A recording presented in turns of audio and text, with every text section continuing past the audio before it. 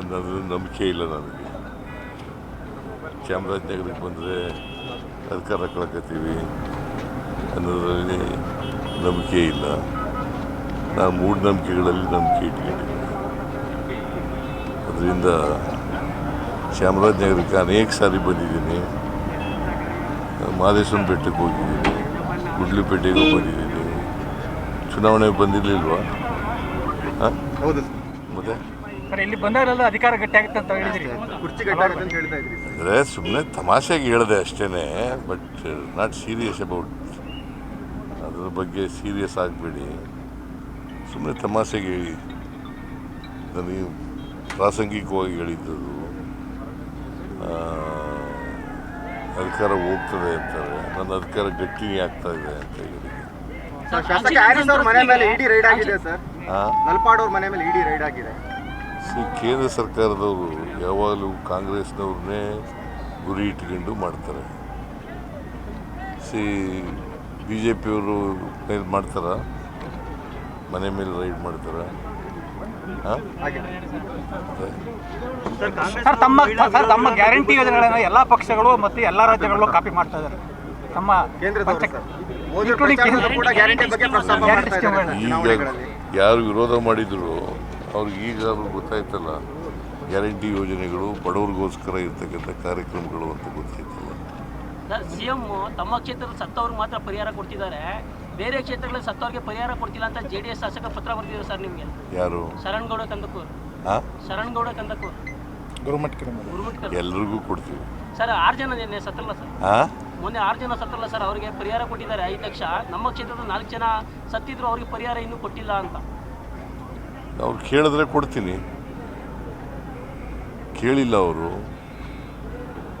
ಕೊಡ್ತೀವಿ. ಸರ್, ಮತ್ತೆ ಗುಂಡ್ಲುಪೇಟೆಯಲ್ಲಿ ಸತ್ತಿದ್ದಾರೆ. ಗುಂಡ್ಲುಪೇಟೆಯಲ್ಲಿ ಅಲ್ಲಿ ನಾರ್ತ್ ಕರ್ನಾಟಕ ಗುರುಮಟ್ಕಲ್ ಸರ್, ಗುರುಮಿಟ್ಕಲ್ ಯಾದಗಿರಿ. ಗುರುಮಿಟ್ಕಲ್ ಬಂದು ಅವ್ರು MLA ಬಂದು ನನಗೆ ಕೇಳಿದ್ರೆ ಕೊಡ್ತೀನಿ, ಅಥವಾ ನಮಗೆ ಗೊತ್ತಾದರೂ ಕೂಡ ಕೊಡ್ತೀವಿ. ಸರ್, ಕಾಂಗ್ರೆಸ್ ಪಕ್ಷದವರು ಮಹಿಳಾ ವಿರೋಧಿಗಳಂತೇಳಿ ದೇಶಾದ್ಯಂತ ಬಿಜೆಪಿಯವರು ಒಂದು ರ್ಯಾಲಿ ಸ್ಟಾರ್ಟ್ ಮಾಡಿದ್ದಾರೆ. ಬಿಜೆಪಿಯವರೇ ಮಹಿಳಾ ವಿರೋಧಿಗಳು.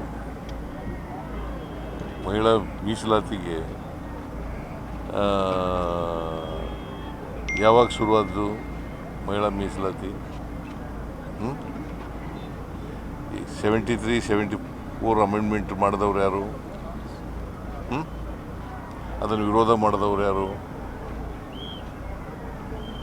73, 74 ಅಮೆಂಡ್ಮೆಂಟು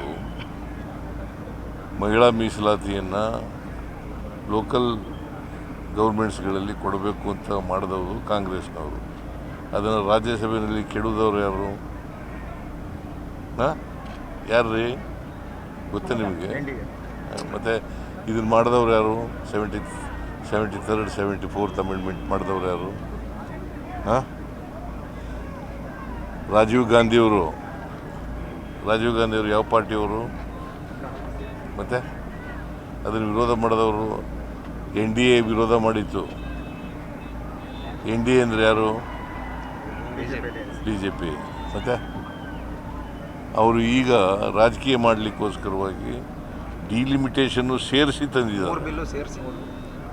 ನಾವು ವುಮೆನ್ ರಿಸರ್ವೇಷನ್ಗೆ ವಿರೋಧ ಅಲ್ಲ, ಡಿಲಿಮಿಟೇಷನ್ಗೆ ವಿರೋಧ ಅಷ್ಟೇ.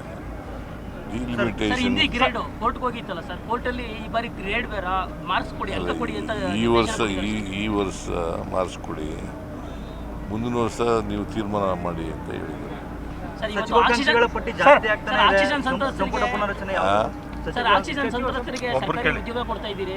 ಕೊಟ್ಟ ಭರವಸೆ ಈಡೇರಿಸ್ತಾ ಇದ್ದೀರಿ, ಮತ್ತೆ ಯಾರು ತಪ್ಪಿತಸ್ಥರು ಅನ್ನೋದೇ ಗೊತ್ತಾಗಲ್ಲ. ವಿರುದ್ಧ ಯಾವುದೇ ಒಂದು ಕ್ರಮವೂ ಆಗಿಲ್ಲ ಸರ್. ಮೈಸೂರು DC ವಿರುದ್ಧ ತಮ್ಮ ಭರವಸೆ ಈಡೇರಿಸ್ತಾ ಇರ್ತವೆ, ಏನು ಭರವಸೆ ಕೊಟ್ಟಿದ್ದೀರಿ ಅವಾಗೆಲ್ಲ ಇವತ್ತು ಕೊಡ್ತಾ ಇದ್ದೀರಿ, ಬಟ್ ತಪ್ಪಿತಸ್ಥ ಯಾವ್ದು ಅನ್ನೋದೇ ಗೊತ್ತಾಗಲ್ಲ ಇದುವರೆಗೆ. ತಪ್ಪಿತಸ್ಥರು ಅಂದರೆ ಆಕ್ಸಿಜನ್ ದುರಂತದಲ್ಲಿ ಆಕ್ಷನ್ ತಗೊಳಕ್ಕೆ ಅಧಿಕಾರಿಗಳು ಅಲ್ಲಿ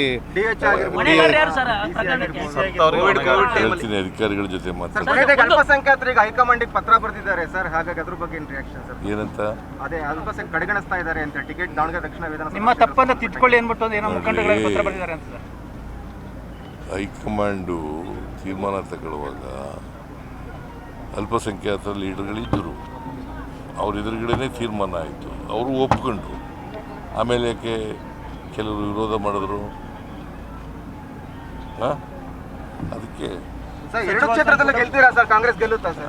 ಉಪಚುನಾವಣೆ ಎರಡು ಕ್ಷೇತ್ರ ಕಾಂಗ್ರೆಸ್ ಗೆಲ್ಲುತ್ತಾ ಸರ್? ಎರಡೂ ಕಡೆ ಗೆಲ್ತೀವಿ.